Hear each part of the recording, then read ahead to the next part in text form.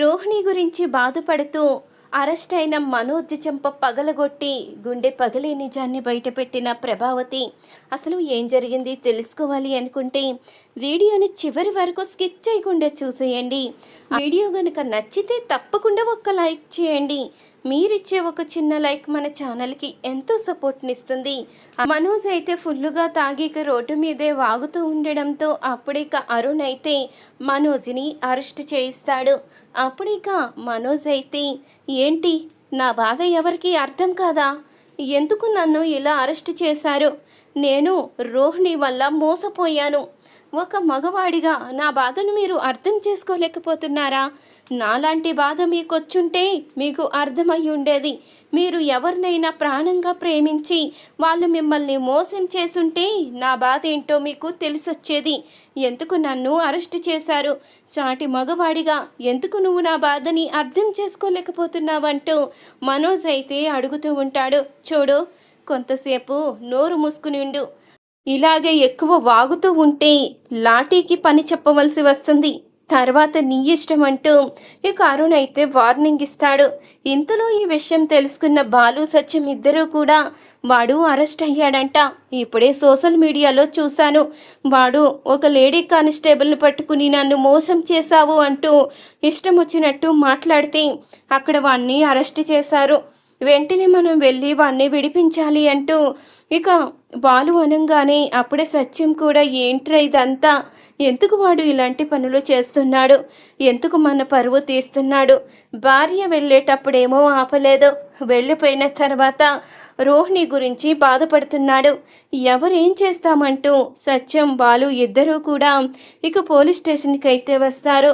సత్యం బాలుని చూసి, ఒరే బాలు చూడ్రా నన్ను ఎలా అరెస్ట్ చేశారో, నా తప్పేముందిరా, రోహిణి నన్ను మోసం చేసింది, రోహిణిని అరెస్ట్ చేయడం మానేసి ఏమీ తెలియని నన్ను అరెస్ట్ చేసి ఎలా స్టేషన్లో బంధించారో చూడు, ఇదేమన్నా న్యాయంగా ఉందా, ఇదేమన్నా న్యాయంగా ఉందని వాళ్ళని అడిగితే వాళ్ళు నన్ను ఈ పరిస్థితిలో కూర్చోబెట్టారు అంటూ అనగానే ఇక మనోజ్నైతే సత్యం బాలు ఇద్దరూ కూడా విడిపించి తీసుకువస్తారు.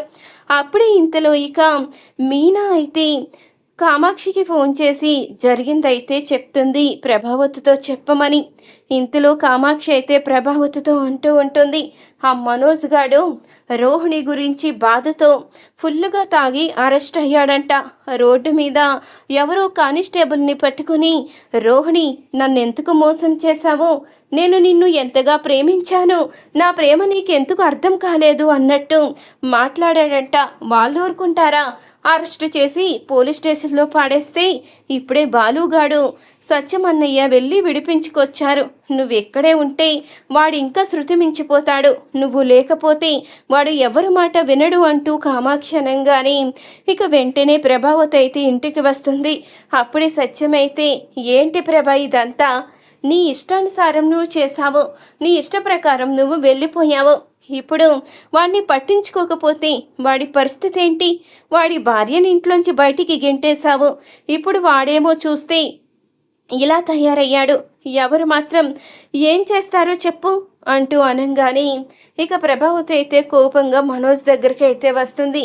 ఏంట్రా, మొన్న నీ భార్య వెళ్ళిపోయేటప్పుడేమో ఏమీ మాట్లాడకుండా మౌనంగా ఉన్నావు, అమ్మెంత మోసపోయిందో నేను కూడా అంతే మోసపోయాను అన్నావు, మరిప్పుడు చూస్తే ఏంటి ఇలా తయారయ్యావు, ఎందుకు ఇలా తాగుతూ పరువు తీస్తున్నావు, నీకు రోహిణియే కావాలి అనుకుంటే నువ్వు కూడా ఇంట్లోంచి వెళ్ళిపోవచ్చు, కానీ ఇలా నలుగురిలో పరువు తీస్తే మాత్రం ఊరుకునే ప్రసక్తే లేదు, ఆ మోసగత్తిని నువ్వు క్షమించగలను అంటే ఖచ్చితంగా నువ్వు తనతోనే ఉండొచ్చు, కానీ ఇంటికి తీసుకువస్తే మాత్రం క్షమించే ప్రసక్తే లేదు అంటూ అనగానే ఏం చెయ్యమంటావమ్మా, నలుగురు నాలుగు రకాలుగా మాట్లాడుకుంటారు, ఈ మనోజ్ గాడు బిజినెస్ మ్యాన్ అని గొప్పగా చెప్పుకోవడం తప్ప ఎందుకు పనికిరాడు అని అందరూ కూడా నన్ను నవ్వుతున్నట్టే అనిపిస్తుంది, బాలు లాంటి వాళ్ళు ఎంతోమంది నా జీవితంతో ఆడుకుంటున్నట్టు, నా జీవితాన్ని హేళన చేస్తున్నట్టు అనిపిస్తుంది, నేను ఎంతగానో నమ్మి ప్రేమించిన రోహిణి ఇంత మోసం చేసేసరికి నేను సహించలేకపోతున్నాను. నాలాంటి పరిస్థితి ఎవ్వరికీ రాకూడదు అంటూ మనోజ్ అయితే బాధపడుతూ ఉంటాడు. ఇంతలో మరొక వైపు విద్య అయితే రోహిణితో చెప్తూ ఉంటుంది. ఇప్పుడే ఆంటీ ఫోన్ చేశారు. చింటూ ఎందుకో మారం చేస్తున్నాడు. స్కూల్కి కూడా వెళ్ళడానికి ఒప్పుకోవడం లేదు అని. అప్పుడిక రోహిణి అయితే ఆలోచిస్తూ ఉంటుంది.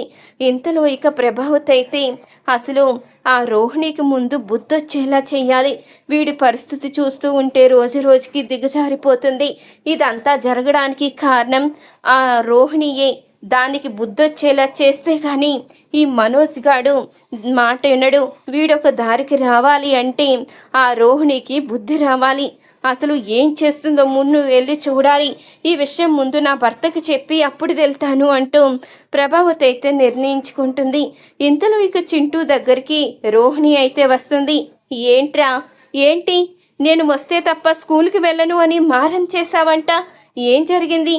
ప్రతి విషయంలో నన్ను ఏదో రకంగా ఏడిపించడానికి కంకణం కట్టుకున్నావా? నేను ప్రశాంతంగా ఉంటే చూడలేకపోతున్నావా? అసలు ఎందుకు ఇలాంటి పని చేస్తున్నావు? ఎందుకు మొండిగా ప్రవర్తిస్తున్నావు? అసలు ఏమనుకుంటున్నావు అంటూ రోహిణి అయితే కోప్పడుతూ ఉంటుంది ఇక చింటూ మీద. అప్పుడే చింటూ అయితే చెప్తూ ఉంటాడు, వెళ్తానమ్మా, నేను స్కూల్కి వెళ్తాను, నువ్వు కోప్పడొద్దు. నీకు కోపం వచ్చింది అని తెలిసిన తర్వాత నేనెందుకు స్కూల్కి వెళ్ళకుండా ఉంటాను? నువ్వు నా కోసం వచ్చావు కదా, అది చాలు. నిన్ను చూశాను కదా, నేను స్కూల్కి వెళ్ళిపోతాను అంటూ చింటూ అయితే ఇక రోహిణితో చెప్తాడు. అప్పుడే రోహిణి అయితే చింటూను స్కూల్ దగ్గరికి తీసుకువెళ్తుంది. ఇక సుగుణమ్మ కూడా వెళ్తుంది.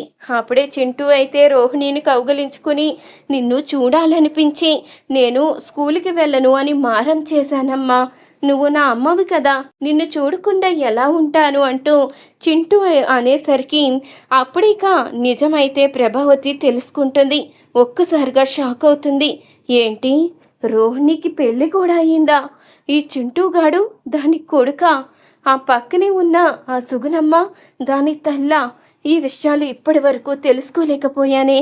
అసలు ఇంత మోసం చేసిందా అంటూ ఇక కోపంగా ఇంటికైతే వస్తుంది ప్రభావతి అయితే. అప్పటికిక రోహిణి గురించి మళ్ళీ తాగి మనోజ్ అయితే బాధపడుతూ ఉంటాడు. రోహిణి, నన్ను ఎందుకు రోహిణి నమ్మించి మోసం చేశావు? నేనేం తప్పు చేశాను రోహిణి? నువ్వు లేకుండా నా జీవితాన్ని ఊహించుకోలేకపోతున్నాను అనేసరికి ప్రభావతి మనోజ్ చెంపైతే పగలగొడుతుంది. ఏంట్రా అది? ధనవంతురాలని చెప్పి మోసం చేసినందుకే నువ్వు ఈ పరిస్థితిలో ఉంటే, అది దాచిపెట్టిన నిజాన్ని బయట పెడితే గుండాగి చచ్చేలా ఉన్నావు. అది నిన్ను ఇంకా మోసం చేసిందిరా. అది చేసిన మోసాన్ని నా నోటితో చెప్పే కన్నా నీకు కళ్ళారా చూపిస్తే నిజాలు తెలుస్తాయి అంటూ తన ఫోన్లో ఉన్న వీడియోనైతే చూపిస్తుంది ప్రభావతి. అప్పుడు ఇక అసలు నిజం తెలుసుకున్న మనోజ్ అయితే ఒక్కసారిగా షాక్ అవుతాడు. ఏంటి, రోహిణికి పెళ్ళై కొడుకు కూడా ఉన్నాడా? ఇంత మోసం చేసిందా అంటూ మనోజ్ అయితే షాక్ అయి చూస్తూ ఉంటాడు. ఇంకెప్పుడు రోహిణి ప్రస్తావన తీసుకురాకు. రోహిణి పేరెత్తావా చంపేస్తాను. ఎప్పటి వరకు అది చేసిన మోసాలు చాలు. ఇది ఇంకొకటి, ఇలాంటి దాన్ని క్షమించడానికే వీల్లేదు అంటూ ప్రభావతి అయితే ఇక మనోజ్తో అంటుంది. చూసారు కదా ఫ్రెండ్స్, ఈ వీడియో కనుక నచ్చితే తప్పకుండా ఒక్క లైక్ చేయండి. అలాగే గుండె నిండా గుడి గంటలు సీరియల్ లేటెస్ట్ ఎపిసోడ్ టీవీలో కన్నా ముందుగా చూడాలి అనుకుంటే మన ఛానల్ని సబ్స్క్రైబ్ చేసుకోండి.